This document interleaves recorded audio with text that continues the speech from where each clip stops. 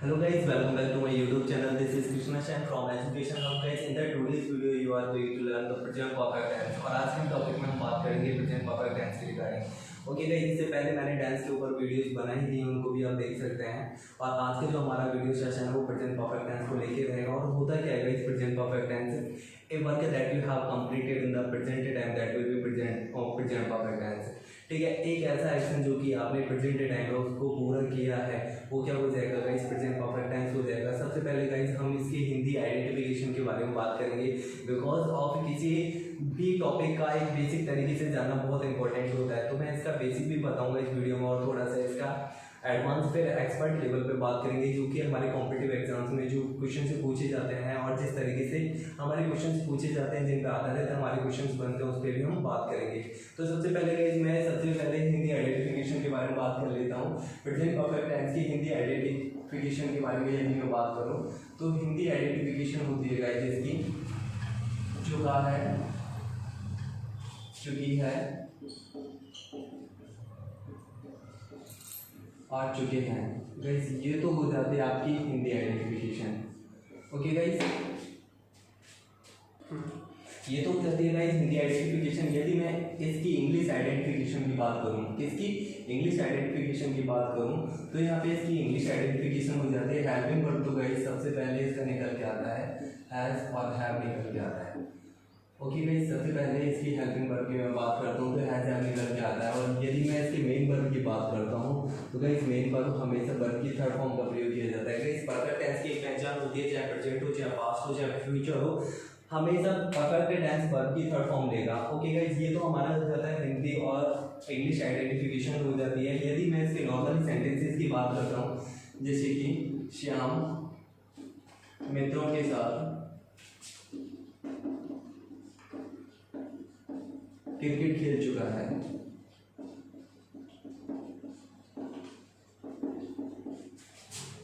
कैसे ये तो हो जाता है आपका बेसिकली सेंटेंस हो जाते हैं क्योंकि आपके छोटी क्लासेस में या फिर बेसिक तौर पे एक जानकारी होनी चाहिए. श्याम हेल्पिंग वर्ब की बात करूँ सिंगुलर सेंटेंस है तो सिंगुलर सेंटेंस के लिए हैज और प्लूरल के लिए हैव का प्रयोग किया जाएगा. ठीक है, Shyam has played cricket, main verb की गाइस थर्ड फॉर्म का प्रयोग हो जाएगा. ठीक है, ऑब्जेक्ट आ जाएगा विद हिज फ्रेंड्स. यहाँ पे गाइस ये आपका एफर्मेटिव सेंटेंस हो जाता है. यदि मैं इसके नेगेटिव सेंटेंस की बात करूँ, किसकी बात करता हूँ गाइस, यदि मैं नेगेटिव सेंटेंस की बात करता हूँ तो नेगेटिव सेंटेंस में ऑलवेज किसको इंक्लूड कर दिया जाएगा, नॉट को इंक्लूड कर दिया जाएगा. सेम वही आपका क्या रहेगा, सेंटेंस रहेगा Shyam has not okay played cricket with friends. Okay, ये हो जाता है आपका गाइस नेगेटिव सेंटेंस. यदि मैं इंट्रोगेटिव सेंटेंस की बात करूं तो इंट्रोगेटिव सेंटेंस हो जाता है हैज को हम क्या पहले लिख देंगे हैज श्याम प्लेड क्रिकेट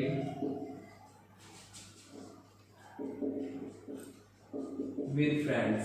ये हो जाता है गाइस आपका interrogative sentence. If I talk to you about the interrogative negative sentence, then I can say कि जो आपका has not यहाँ पे जो आ रहा था नेगेटिव सेंटेंस में has not जो आ रहा था. गाइस आपको एक बात और बताना चाहूँगा, जो नेगेटिव सेंटेंस में हमेशा नॉट को इंक्लूड किया जाता है, आफ्टर हेल्पिंग वर्ब नॉट को इंक्लूड किया जाता है. ठीक है गाइस, और हम यहाँ पे क्या करेंगे इंट्रोगेटिव. यदि मैं नेगेटिव सेंटेंस की बात करता हूँ, किसकी बात करता हूँ, इंट्रोगेटिव नेगेटिव सेंटेंस की बात करता हूँ, तो हम क्या करेंगे यहाँ पे हैज के बाद में नॉट को इंक्लूड कर देंगे. Has not Shyam played cricket with friends. Has not Shyam played cricket with friends. तो गाइस यहाँ पे आपको बता देता हूँ, ये तो हो जाता है आपका नॉर्मली बेसिक इंफॉर्मेशन जो कि सभी को बेसिक तौर से जानकारी रखनी चाहिए. कॉम्पिटिटिव एग्जाम्स में हमारे जो क्वेश्चंस बनते हैं वो अलग तरीके से क्वेश्चंस बन के आते हैं. ये तो आपका बेसिक हो जाता है. ठीक है गाइस, और एक इसका डब्ल्यू एच वर्ड इंट्रोगेटिव हो जाता है तो उसको भी मैं बता देता हूँ. डब्ल्यू एच वर्ड इंट्रोगेटिव जिसमें कि आपके डब्ल्यू एच वर्ड से क्वेश्चन पूछे जाते हैं. ओके स्टूडेंट्स, किससे पूछे जाते हैं, डब्ल्यू एच वर्ड से क्वेश्चन पूछे जाते हैं. कब, क्यों, कैसे, कहाँ, किस तरह, इस तरीके के जो क्वेश्चन से निकल जाते हैं डब्ल्यू एच वर्ड में निकल के आते हैं. जैसे कि why, has Shyam played cricket with friends. ठीक है गाइस, इसमें आपका जो क्वेश्चन पूछा जा रहा है, श्याम अपने मित्रों के साथ क्रिकेट क्यों खेल चुका है, तो इस तरीके की आपके प्रेजेंट परफेक्ट टेंस में जानकारी मिलती है। और गाइस यदि मैं कॉम्पिटिटिव एग्जाम में इसके क्वेश्चंस की रिगार्डिंग बात करूं तो कॉम्पिटिटिव एग्जाम में कहाँ से किस तरीके के क्वेश्चंस पूछे जा रहे हैं उसके बारे में बात कर लेता हूँ। गाइस ये तो हो जाता है आपका बेसिक, ठीक है। यदि मैं बात करता हूँ कॉम्पिटिटिव एग्जाम्स में क्वेश्चंस की कि किस तरीके से क्वेश्चंस आपके बनते हैं, तो उनको भी हम देख लेते हैं। गाइस एक बात और बताना चाहूँगा कि कॉम्पिटिटिव एग्जाम्स में आपका यहाँ से बेसिक से तो क्वेश्चंस नहीं बनता, थोड़ा सा यदि अपन बात करते हैं हाई लेवल की तो वहीं से आपके क्वेश्चंस बन के आते हैं। और कॉम्पिटिटिव में आपके जो क्वेश्चंस बनेंगे वो सबसे पहला क्वेश्चन तो आपका यहाँ से बन जाता है एडवर्ब ऑफ द टेंस, ठीक है। आपका जो क्वेश्चन पुटअप किया जाएगा वो यहाँ से किया जाएगा कि आपकी कोई ना कोई एडवर्ब दे दी जाएगी, फिल इन द ब्लैंक से दे दिया जाएगा और उसी के साथ में आपका क्वेश्चन पुटअप किया जाएगा। जैसे कि एग्जांपल्स के साथ में लेता हूँ। सबसे पहले मैं एक प्रेजेंट परफेक्ट टेंस का एक एग्जांपल ले लेता हूँ जो कि कॉम्पिटिटिव एग्जाम्स में पूछे जाता है, ठीक है। Shyam dash cricket with friends in the playground। Guys यहाँ पे आपसे क्वेश्चन पूछा गया है और इसमें मैं आपके लिए ऑप्शन से दे देता हूँ फिल इन द ब्लैंक्स के लिए। ए नंबर का ऑप्शन होता है पहला प्लेस, ओके। बी का होता है प्लेड, सी का होता है आपका इज प्लेइंग और डी होता है आपका हैज प्लेड। गाइस यहाँ पे ध्यान से देखना होगा इस सेंटेंस को। मैंने ये सेंटेंस लिया और यहाँ पे क्या दे दिया, इसके लिए फिल इन द ब्लैंक्स में डालने के लिए ऑप्शन से दे दिया। अब यहाँ पे क्या होता है, मैं यहाँ पे फिल इन द ब्लैंक्स की बोलते हैं यदि इन के साथ में करता हूँ, इन ऑप्शंस के साथ में करता हूँ Shyam pledge cricket with friends in the playground. Shyam मित्रों के साथ में क्रिकेट खेलता है, तो गाइस यहाँ पे यदि मैं बात करूँ तो ये भी ऑप्शन ठीक है। Shyam played cricket, Shyam cricket खेला मित्रों के साथ मैदान में, तो ये भी ठीक है। Shyam is playing cricket, Shyam cricket खेल रहा है।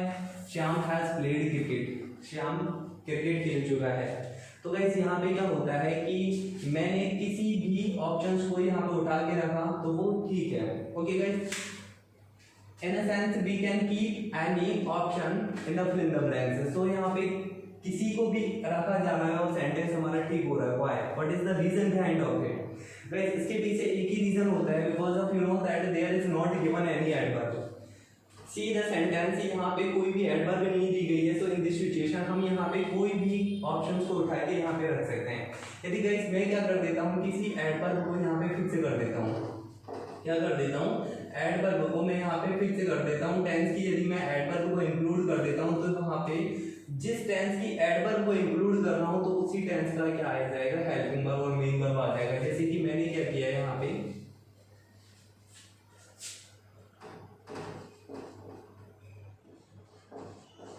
मैंने रिसेंटली कर दिया, ठीक है। Shyam dash cricket with his friend in the playground recently, ठीक है। तो रिसेंटली यहाँ पे क्या हो जाती है, प्रेजेंट परफेक्ट टेंस की एडवर्ब हो जाती है। तो यहाँ पे जो आएगा वो क्या आएगा, हैज प्लेड आएगा। गाइस क्या आ जाएगा, हैज प्लेड यहाँ पे करेक्ट ऑप्शन होगा। अब यहाँ पे इनमें से किसी भी ऑप्शन को यहाँ पे नहीं रखा जा सकता। व्हाई?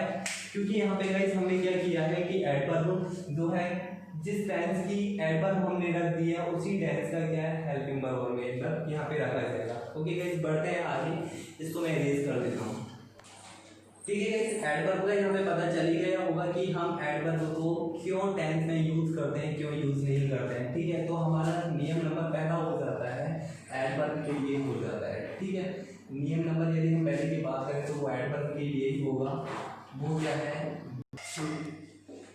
रूल नंबर हमारा पहला होता है these are the adverb which are used to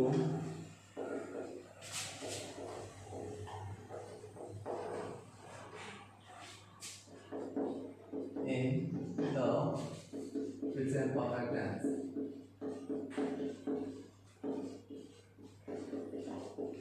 guys यहाँ पे कुछ ऐसी एडवर्ब होती है जो कि क्या हमेशा प्रेजेंट परफेक्ट टेंस को रिप्रेजेंट करेंगे, जैसे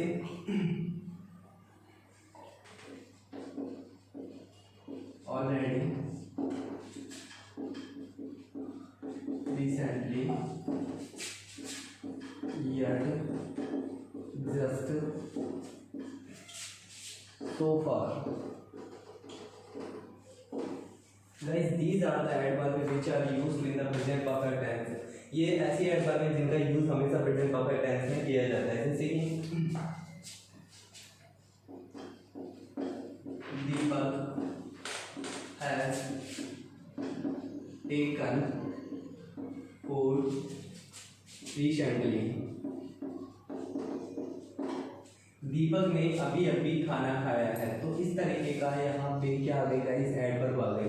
तो एडवर्ब से हमको क्या पता चलेगा कि यहाँ पे जो हेल्पिंग वर्ब और मेन वर्ब यूज की जाएगी वो किसकी की जाएगी, प्रेजेंट परफेक्ट की। Because of if there is given any adverb then we can say कि हमारा जो हेल्पिंग वर्ब और मेन वर्ब को यूज किया जाएगा वो according to present perfect tense या फिर अकॉर्डिंग टू एडवर्ब के यूज किया जाएगा जिस भी टेंस की एडवर्ब दे रखी है। Okay guys,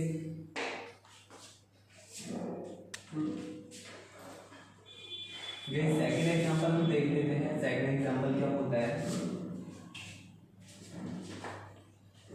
Shyam has played cricket recently या फिर ऑलरेडी। दीपक पहले ही क्रिकेट खेल चुका है, तो अकॉर्डिंग टू एडवर्ब हम यहाँ पे क्या यूज करेंगे, प्रेजेंट परफेक्ट टेंस को यूज करेंगे। ठीक है गाइस, यहाँ पे हमारा इस वाली एडवर्ब में से एक नियम और निकल के आता है कि yet always use in the negative sense.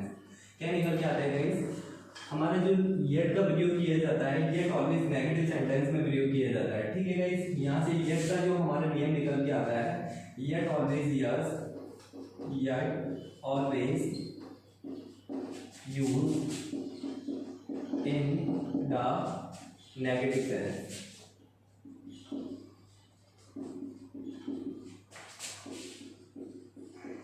ठीक है, येट का जो प्रयोग किया जाएगा गाइस नेगेटिव सेंटेंसेस में प्रयोग किया जाता है। ये हमारा रूल नंबर दूसरा हो जाता है। कैसे प्रयोग किया जाता है देख लेते हैं। Mohan has not reached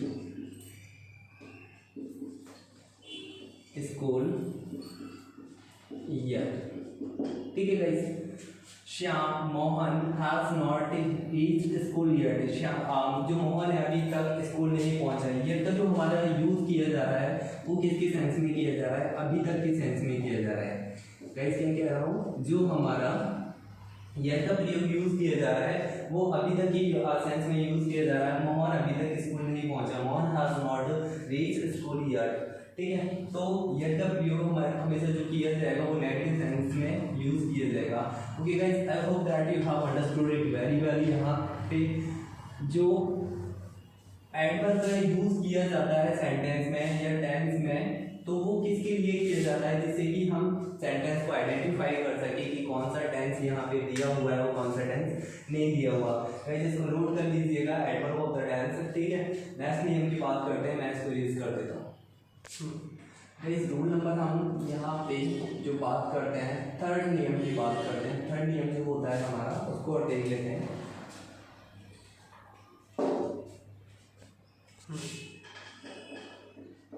These are the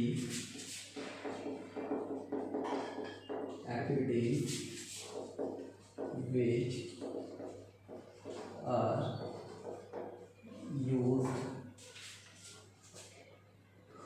in the self-concept। वैसे यहाँ पे इस वाले नियम के अकॉर्डिंग हमारा एक नियम नंबर निकल के आता है। These are the activities which are used in the present perfect tense. Number action activities, number action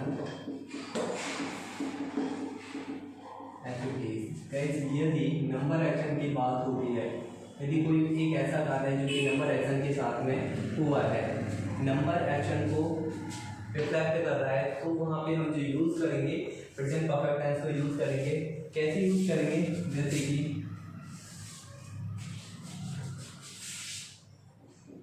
he has called me 10 times। तो गाइस यहाँ पे नंबर एक्शन की बात हो रही है। According to number action we are using the present perfect tense. Okay guys, इसी तरीके से Shyam has knocked the door 5 times। Shyam ने 5 बार दरवाजे को खटखटा दिया है। According to 5 times, according to number action we are using present perfect tense. Okay guys, यहाँ पे ये वाला नियम हो जाता है। आगे के लिए बात करते हैं, नेक्स्ट नियम पर पढ़ते हैं। सेकंड नियम, इसी का सेकंड नियम निकल के आता है रिपीटेड एक्शन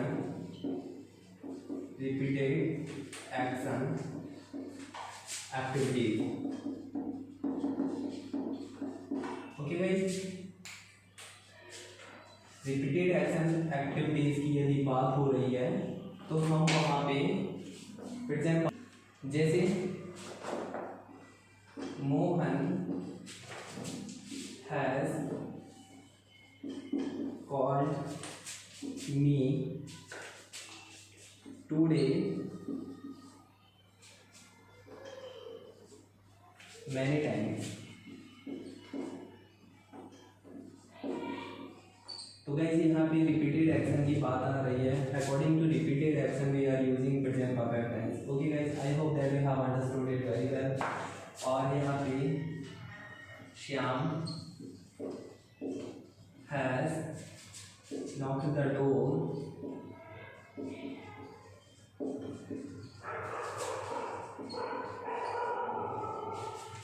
many times। ओके गाइस, यदि रिपीटेड एक्शन और नंबर एक्शन एक्टिविटीज की यदि बात आती है तो हम गाइस का किसका प्रयोग कर रहे हैं, प्रेजेंट परफेक्ट टेंस का प्रयोग कर रहे हैं। ओके गाइस, नेक्स्ट नियम की तरफ बढ़ते हैं, उसको आप नोट कर सकते हैं। गाइस हमारा नेक्स्ट रूल निकल के आता है। यदि हम नेक्स्ट रूल की बात करते हैं, if the sentence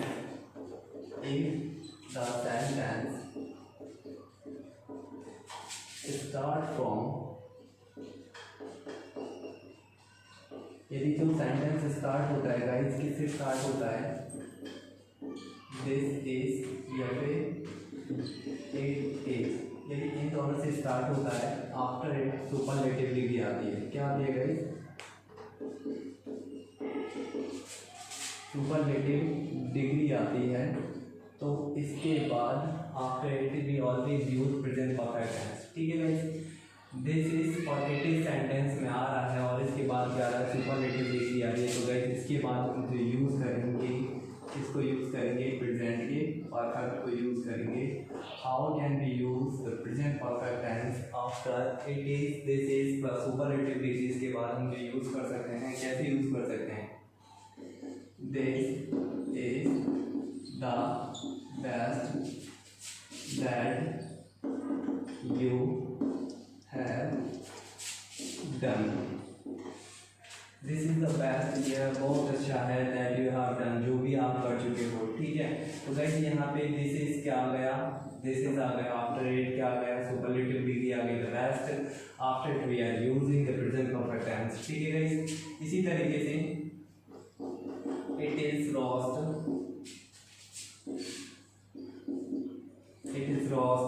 that you have done। बहुत ही बेकार है, it is lost, बहुत ही बेकार है जो कि आप कर चुके हो। ठीक है गाइस, इस तरीके के जो आपके सेंटेंसेस होंगे उसमें आपका प्रेजेंट परफेक्ट टेंस का प्रयोग किया जाएगा। गाइस हमारा नेक्स्ट नियम निकल के आता है, रूल नंबर नेक्स्ट की यदि हम बात करें, एवर नेवर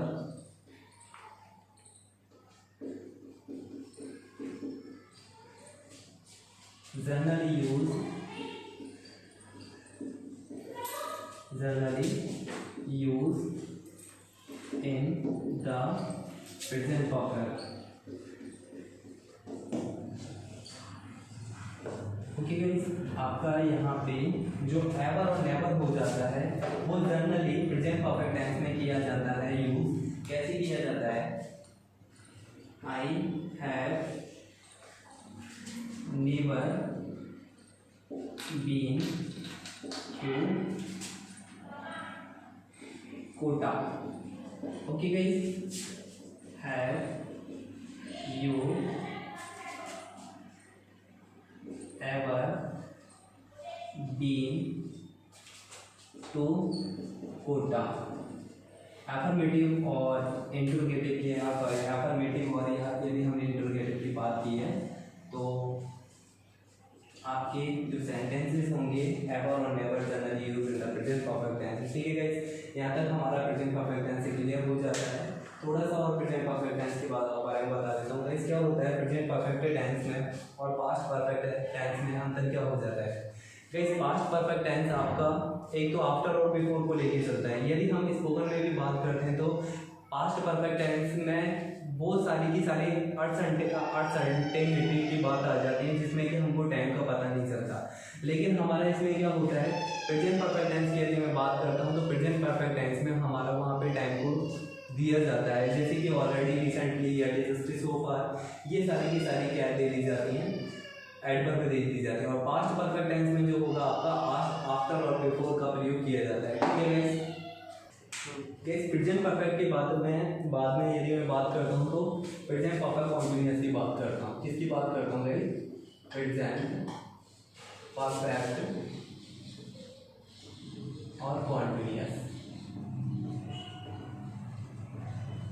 गाइस, हमने जो अभी पढ़ा था वो किसको पढ़ा था? प्रेजेंट परफेक्ट को पढ़ा था। यहाँ पे क्या होता है गाइस, ये जो प्रेजेंट परफेक्ट कॉन्टिन्यूअस है दो भागों से मिलकर बना हुआ है। कौन से दो भागों से मिलकर बना हुआ है? एक तो परफेक्ट से, किससे मिलकर बना है? एक तो परफेक्ट से और एक मिलकर बना है गाइस कॉन्टिन्यूअस से। ठीक है गाइस, दो भागों से मिलकर बना हुआ है, दो टेंसों से मिलकर, और वो भी किसके हो जाते हैं? ये प्रेजेंट के हो जाते हैं। किसके हो जाते हैं गाइस? प्रेजेंट के हो जाते हैं। प्रेजेंट परफेक्ट और प्रेजेंट कॉन्टिन्यूअस दोनों भागों से मिलकर बना हुआ है। अब प्रेजेंट परफेक्ट की जो हमने बात की थी, यदि मैं बेसिक इंफॉर्मेशन की बात करता हूँ, चुका है, चुकी है, चुकी है। ठीक है गाइस, ये जो पढ़ा था और हमने यहाँ पे जो पढ़ा था वो पढ़ा था रहा है और रही है, रहे हैं। हमने इस तरीके की आइडेंटिफिकेशन देखी थी। ये तो हो जाती है गाइस हमारी हिंदी आइडेंटिफिकेशन हो जाती है, जो कि हमने प्रेजेंट के परफेक्ट में पढ़ा था, प्रेजेंट के कॉन्टिन्यूअस में पढ़ा था, चुका है और रहा है, रही है, रहे हैं।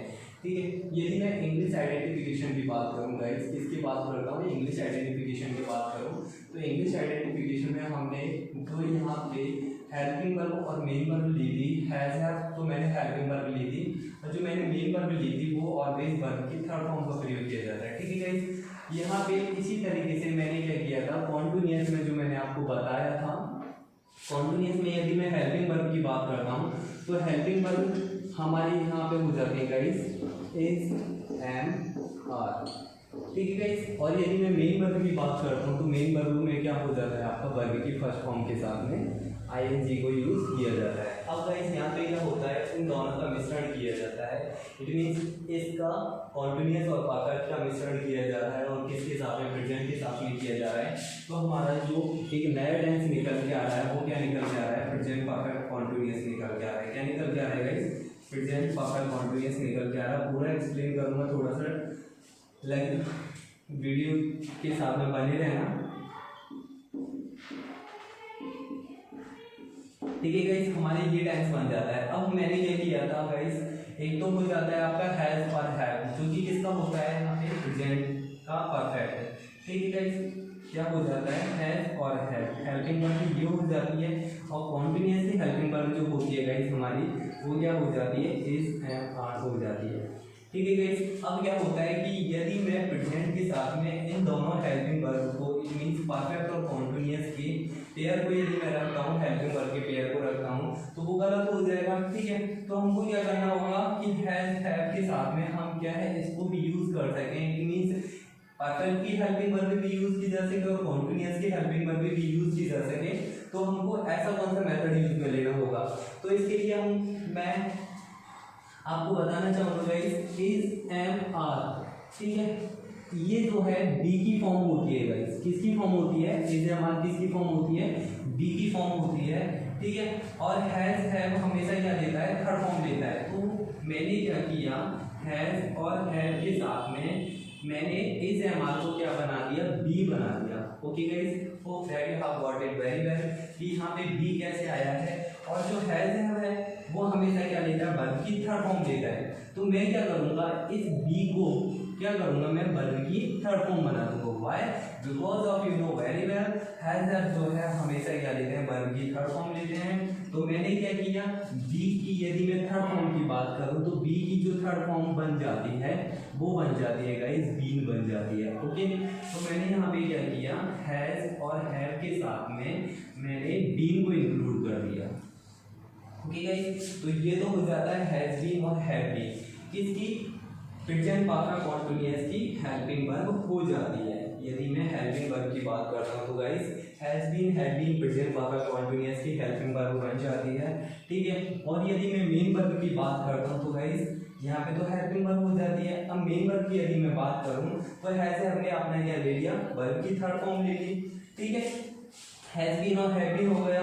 और यदि मैं मेन वर्ब की बात करता हूँ तो गाइस ये क्या हो जाता है? आपका बीन हो जाता है। बीन बोले तो इज एम आर, और इज एम आर हमेशा क्या लेता है? वर्ब की फर्स्ट फॉर्म में आईएनजी लेता है। बी1 प्लस आईएनजी क्या लेता है? ये हमेशा इज एम आर वर्ब के फर्स्ट फॉर्म के साथ में आईएनजी लेगा। तो यहाँ पे has been, have been plus verb के फर्स्ट फॉर्म में आईएनजी हो जाता है। ये तो हो जाता है गाइस हमारा इंग्लिश आइडेंटिफिकेशन। इट मींस हमारा जो हेल्पिंग वर्ब निकल के आती है, हेल्पिंग वर्ब का जो निर्माण होता है, जो बन रही है helping verb present perfect continuous में, वो इस तरीके से बन रही है। अब बात गाइस यहाँ पे ये समझ में नहीं आती कि प्रेजेंट परफेक्ट कंटीन्यूअस में एक जो हमारे सेंटेंसेस बनते हैं वो किस तरीके से बनते हैं, उसको भी मैं एक्सप्लेन कर देता हूँ। थोड़ा सा टाइम उसमें और लिया जाएगा, तो वीडियो के साथ में बने रहिए जिससे कि मैं आपको एक्सप्लेन कर सकूँ।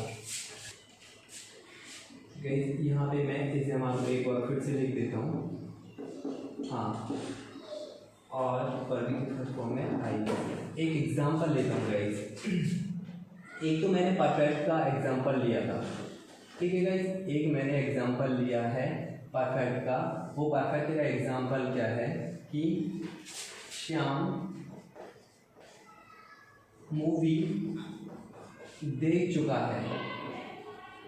श्याम मूवी देख चुका है, ठीक है। ये तो हो जाता है परफेक्ट का।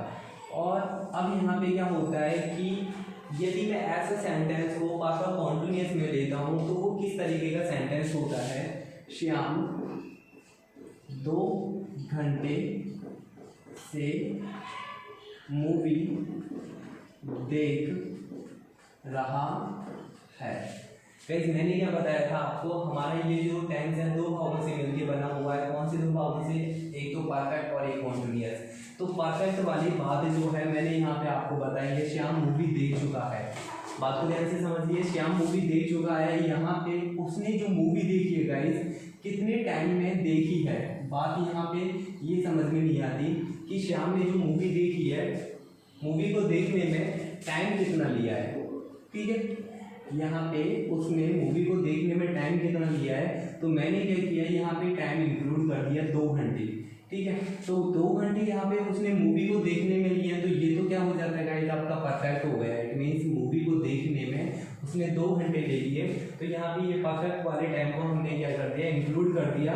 और कॉन्टिन्यूअस वाले टाइम को यदि मैं इंक्लूड कर रहा हूँ, क्योंकि हमने क्या किया है गाइस, कॉन्टिन्यूअस को भी हम इंक्लूड कर रहे हैं ना, तो कॉन्टिन्यूअस वाले टाइम को यदि मैं इंक्लूड कर रहा हूँ तो यहाँ पे क्या आ गया, रहा है, रही है, रहे हैं। तो यहाँ पे 2 घंटा तो आपका क्या हो गया, इट मीन्स टाइम की यदि मैं बात कर रहा हूँ तो टाइम यहाँ पे परफेक्ट का आ गया और कॉन्टिन्यूअस का रहा है, रही आ गया। तो गाइस ये हमारी आइडेंटिफिकेशन हो जाती है। इस वजह से हम क्या कर रहे हैं, चुका है, चुकी है, चुके हैं, उसने तो क्या ले लिया, 2 आवर ले लिया, 2 घंटे में उसने मूवी देख ली, और रहा है, रही है, रहे हैं, वो क्या है, अभी उस वाले एक्शन को कर रहा है, वर्क हो रहा है उस पर। तो ये हो जाता है गाइस हमारा प्रेजेंट परफेक्ट कॉन्टिन्यूअस। आगे के लिए हम देख लेते हैं इसमें कॉम्पिटिटिव एग्जाम में किस तरीके के क्वेश्चन आते हैं, और थोड़ा सा आगे के लिए और समझ लेते हैं। तो बने रहिए वीडियो के साथ में, जिससे कि मैं आपको पूरा एक्सप्लेन कर सकता हूँ इस वाले टॉपिक को, ठीक है गाइस। बेसिक हमारा हो ही जाता है। थोड़ा सा और आपको अच्छे तरीके से समझाने के लिए थोड़ा सा और एक स्टेप को यूज़ करूँगा। तो गाइस मैंने क्या बताया था, प्रेजेंट परफेक्ट कॉन्टिन्यूअस में हेल्पिंग वर्ब और मेन वर्ब जो बताई थी वो बताई थी मैंने हैज़ और हैव। ये तो हो जाता है गाइस आपका परफेक्ट वाला पार्ट, इट मीन्स प्रेजेंट के परफेक्ट वाला पार्ट, ठीक है। और इसी के साथ में हम जो यूज़ कर रहे हैं वो किसको यूज़ कर रहे हैं, बीइंग को यूज़ कर रहे हैं गाइस। बीइंग को कैसे यूज़ कर रहे हैं, क्योंकि इज एंड आर किसकी हो जाती है, कॉन्टिन्यूअस की हो जाती है। किसके कॉन्टिन्यूअस की, प्रेजेंट के कॉन्टिन्यूअस की इज एम आर हो जाती है, ठीक है। इज एम आर को हम बी की कहते हैं, ठीक है। ये तो हो जाती है फर्स्ट फॉर्म। और हैज हैव जो हमेशा लेता है वो क्या लेता है गाइस, वर्ब की थर्ड फॉर्म लेता है, ठीक है। हैज बीन और हैड बीन तो क्या हो जाता है गाइस, ये हो जाती है आपकी हेल्पिंग वर्ब, ठीक है। यदि मैं मेन वर्ब की बात करता हूँ, ठीक है, तो मेन वर्ब में क्या होता है गाइस, यहाँ पे ये आपका एज एम आर है। क्या है, is am are, it means जो आपका बीन है वो क्या है, एज एम आर। और एज एम आर हमेशा क्या लेता है, वर्ब की फर्स्ट फॉर्म के साथ में आईएनजी को इंक्लूड करता है, ठीक है। तो यहाँ पे मेन वर्ब हो जाती है वर्ब की फर्स्ट फॉर्म के साथ में आईएनजी।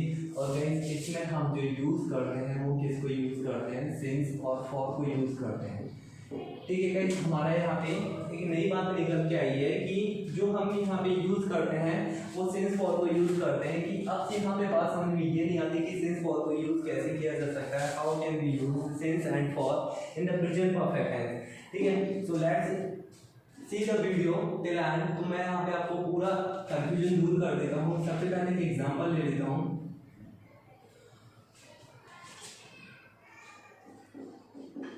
दीपक मैदान में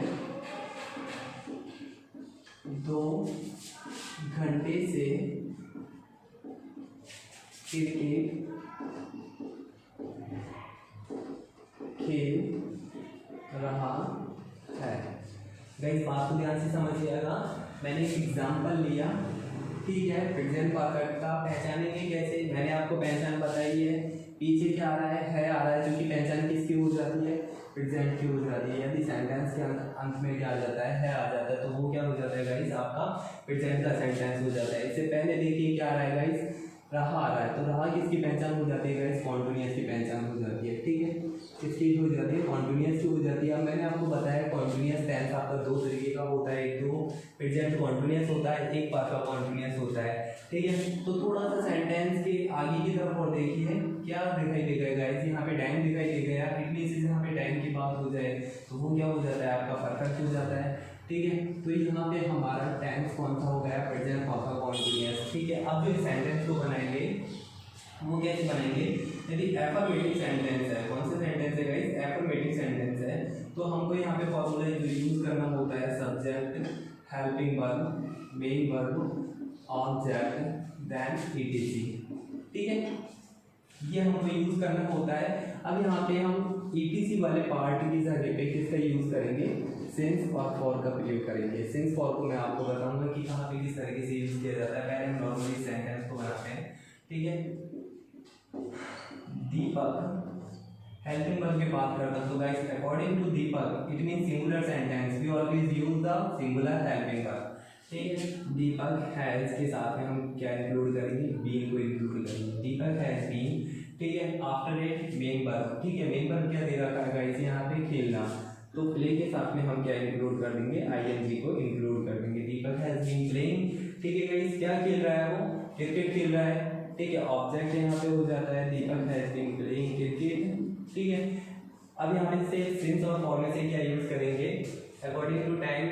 यदि आपका पॉइंट ऑफ टाइम दे रखा है तो सिंस यूज करते हैं, पीरियड ऑफ टाइम दे रखा है तो फॉर यूज करते हैं। तो यहाँ पे गाइस 2 घंटे की बात हो रही है, तो 2 घंटे क्या हो गया, नहीं पता कौन से 2 घंटे से खेल रहा है, तो ये क्या हो जाएगा, फॉर हो जाएगा, फॉर 2 आवर, ठीक है गाइस। तो हमारा सेंटेंस बन जाता है Deepak has been playing cricket for 2 hours. ये क्या हो जाता है, आपका एफर्मेटिव सेंटेंस हो जाता है। ओके गाइस, इस तरीके के आपके सेंटेंस निकल के आते हैं। ये तो हो जाता है आपका बिल्कुल बेसिक पार्ट किसका, प्रेजेंट परफेक्ट कॉन्टिन्यूअस का। लेकिन हमने अभी तक बात नहीं की कॉम्पिटिटिव एग्जाम्स में हमारे क्वेश्चंस कहाँ से बनते हैं और किस तरीके से क्वेश्चंस निकल के आते हैं, उस पर हम डिस्कस कर लेते हैं, ठीक है। तो पहले तो मैं आपको बता देता हूँ, सिंस और फॉर को बता देता हूँ कि सिंस और फॉर में हम किस तरीके से यूज करते हैं। सिंस हो जाता है गाइस आपका पॉइंट ऑफ टाइम, क्या हो जाता है, पॉइंट ऑफ टाइम, ठीक है। फॉर हो जाता है आपका पीरियड ऑफ टाइम। क्या हो जाता है गाइस आपका? फॉर की यदि मैं बात करूं तो फॉर हो जाता है आपका पीरियड ऑफ टाइम। ठीक है। अब ये पॉइंट ऑफ टाइम और पीरियड ऑफ टाइम क्या होता है इसको भी हम समझ लेते हैं। सेंस में मैंने क्या बताया गाइस आपको? पॉइंट ऑफ टाइम बताया, ठीक है, और पीरियड ऑफ टाइम मैंने वहां पे फॉर में बताया। पॉइंट ऑफ टाइम क्या होता है? यदि सेंटेंस में क्या दे रखा है 2 o'clock, इट मीन्स 2 की बजाय या फिर कोई भी ओ क्लॉक दे रखा है 2, 3, 4 ओ क्लॉक की यदि बात होती है तो वो हो जाता है गाइस आपका सेंस। ठीक है। यदि यहाँ पे दे रखा है 2 आवर्स, 2 आवर्स के अलावा 3 आवर्स, 4 आवर्स यदि कुछ भी दे रखा है तो वो हो जाता है गाइस आपका 4 हो जाता है। ठीक है। यदि यहाँ पे मैं बात करता हूँ लास्ट मंथ, ठीक है, और यहाँ पे हो जाता है गाइस जैसे कि 2 मंथ्स, नहीं पता कौन से 2 मंथ्स, 4 मंथ्स, ठीक है, नहीं पता कौन से 4 मंथ्स, तो वो तो हो जाता है गाइस आपका सेंस हो जाता है। लास्ट मंथ की यदि बात हो फॉर हो जाता है आपका इस तरीके के आपके पीरियड ऑफ टाइम की यदि बात हो रही होती है। ठीक है। फिर आता है हमारा जैसे कि यहाँ पे आ जाता है आपका 2 वीक, ठीक है, मंथ या फिर ईयर, इस तरीके से यदि बात हो रही हो तो वहाँ पे आपका फॉर का यूज किया जाएगा।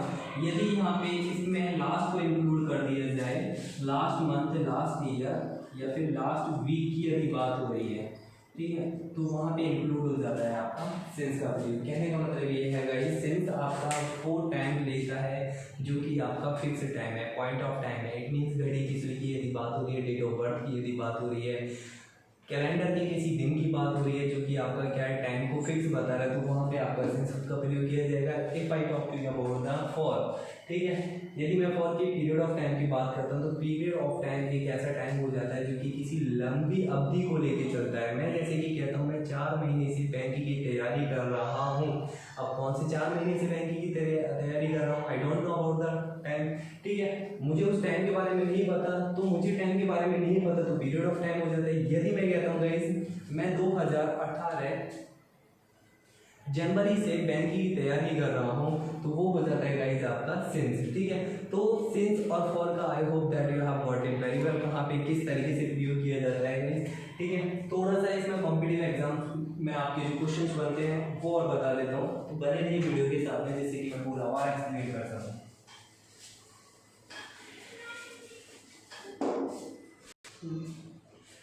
गाइस एक बहुत बड़ी कंफ्यूजन की बात निकल के आती है कि जो स्टूडेंट्स होते हैं सिंस और फॉर में काफ़ी कंफ्यूजन वाला वैसे आ जाता है, जो कि हमारे कॉम्पिटिटिव एग्जाम्स में अधिकतर क्वेश्चन मोस्टली जहाँ से बनते हैं वही मैं एक्सप्लेन कर रहा हूँ। गाइस सिंस और फॉर की अभी जो मैंने बात कही थी, जैसे कि आपका मैंने बताया था लास्ट वीक,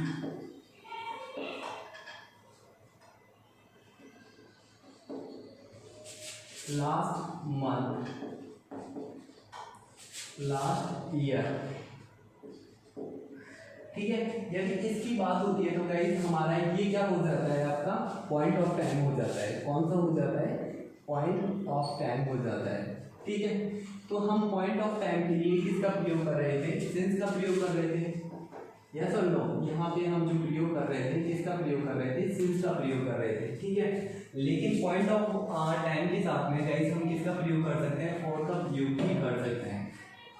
यहाँ पे कंफ्यूजन वाली बात का क्या निकल के आती है कि पॉइंट ऑफ टाइम के साथ में आपका सिंस को लेके प्रयोग जो किया जा रहा था, अब हम किसके साथ में प्रयोग करेंगे? फॉर के साथ में भी हम प्रयोग कर सकते हैं। बात को बहुत अच्छे से ध्यान से समझिए कि फॉर के साथ में हम कैसे उसको यूज कर सकते हैं पॉइंट ऑफ टाइम को। गाइस हम क्या है फॉर के साथ में जो यूज करेंगे दी आर्टिकल का प्रयोग करके हम the last month, last week, okay, month या फिर ईयर की यदि बात हो रही है तो सिंस का प्रयोग तो करेंगे ही करेंगे, लेकिन हम क्या है सिंस के अलावा फॉर का प्रयोग भी कर सकते हैं। वो आप कर सकते हैं किस कंडीशन में कर सकते हैं, if the article is given in the sentence then we can use for. ठीक है, यदि क्या दे रखा है गाइस, यहाँ पे द आर्टिकल दे रखा है, क्या दे रखा है, द आर्टिकल दे रखा है, द आर्टिकल के साथ में हमेशा फॉर का प्रयोग किया जाएगा। ठीक है, तो यहाँ पे एक बात निकल के आती है कि सिंस के साथ में द आर्टिकल को भी यूज नहीं किया जाएगा। ठीक है, जो सिंस के साथ में यूज किया जाएगा तो ओनली कैसे यूज किया जाएगा, लास्ट, वीक, ओके, मंथ और ईयर, इस तरीके से हम क्या है यूज करेंगे, दी आर्टिकल को यूज नहीं करेंगे। ठीक है, लेकिन जो दी आर्टिकल यदि यूज किया जा रहा है तो वो किसके साथ में किया जा रहा है, फॉर के साथ में किया जा रहा है। किसके साथ में किया जा रहा है, फॉर के साथ में किया जा रहा है। For the last week, okay, month और ईयर, इस तरीके से हम क्या यूज कर रहे हैं, किसके साथ में, दी आर्टिकल के साथ में इसको यूज कर रहे हैं। ओके गाइस, इसको मैं रेज कर देता हूँ। ठीक है, अब हम एग्जाम्पल्स पे बात कर लेते हैं कि हमारे जो एग्जाम्पल्स आते हैं वो किस तरीके से आते हैं, उसके बारे में बात कर लेता हूँ। यहाँ पे मैं एक एग्जाम्पल ले रहा हूँ,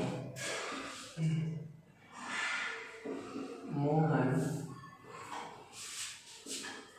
डैश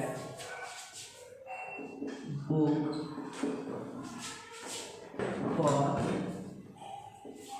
2 आवर्स। ठीक है, तो यहाँ पे ऑप्शन नंबर ए हो जाता है आपका is reading, option number B हो जाता है गाइस आपका has, read, option number C हो जाता है आपका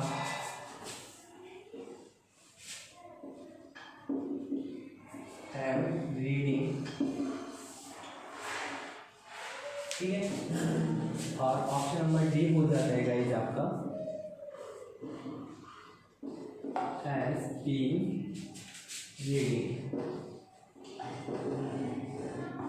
मैंने गाइस यहाँ पे 4 ऑप्शन दिए हैं। 4 ऑप्शन में यदि हम देखते हैं, one is reading book for 2 hour. ठीक है, तो गाइस मैंने आपको बताया है यदि आपका क्या आ रहा है, टाइम आ रहा है और वो किसके साथ में आ रहा है, सिंस फॉर के साथ में आ रहा है, then we always use present perfect continuous. ठीक है, तो ये तो आपका क्या हो जाता है गाइस, प्रेजेंट कंटीन्यूअस हो जाता है, तो इसको तो यूज में नहीं ले सकते, प्रेजेंट परफेक्ट कंटीन्यूअस है, और ये क्या हो जाता है आपका प्रेजेंट इंडेफिनिट हो जाता है।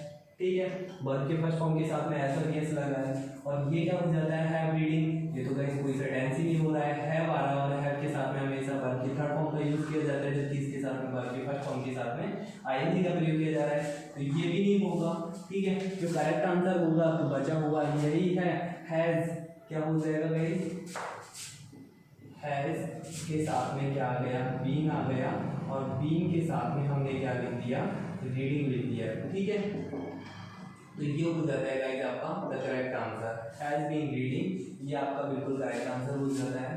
ठीक है, एक एग्जांपल और लेता हूँ मैं इसी के साथ में, इसी एग्जांपल को मैं दूसरी तरीके से और बताता हूँ, दूसरे नियम पे आता है। Mohan has been reading book for last 2 hours. Guys मैंने यहाँ पे एक जो सेंटेंस लिखा है, Mohan has been reading book for 2 hours. ठीक है, तो प्रेजेंट पापा कॉन्टिन्यूअस का सेंटेंस हो गया, क्या आ गया यहाँ पे फॉर 2 आवर्स आ गया, क्या आ गया guys for 2 hours, last for 2 hours आ गया, और लास्ट फॉर 2 आवर्स के साथ में हम जो यूज़ कर रहे हैं वो क्या यूज़ कर रहे हैं, फॉर को यूज़ कर रहे हैं। तो मैंने एक गाइस यहाँ पे आपको बताया था, लास्ट प्लस टाइम यदि आ जाता है, last month, last year, last week यदि आ जाता है, तो गाइस वहाँ पे हम किसका प्रयोग करते हैं, वहाँ पे हम जो प्रयोग करते हैं गाइस वो प्रयोग करते हैं सिंस का प्रयोग करते हैं। Okay, since last week, okay, month और ईयर, जो हम यूज कर रहे हैं वो किसको यूज कर रहे हैं गाइस, सिंस को यूज कर रहे हैं।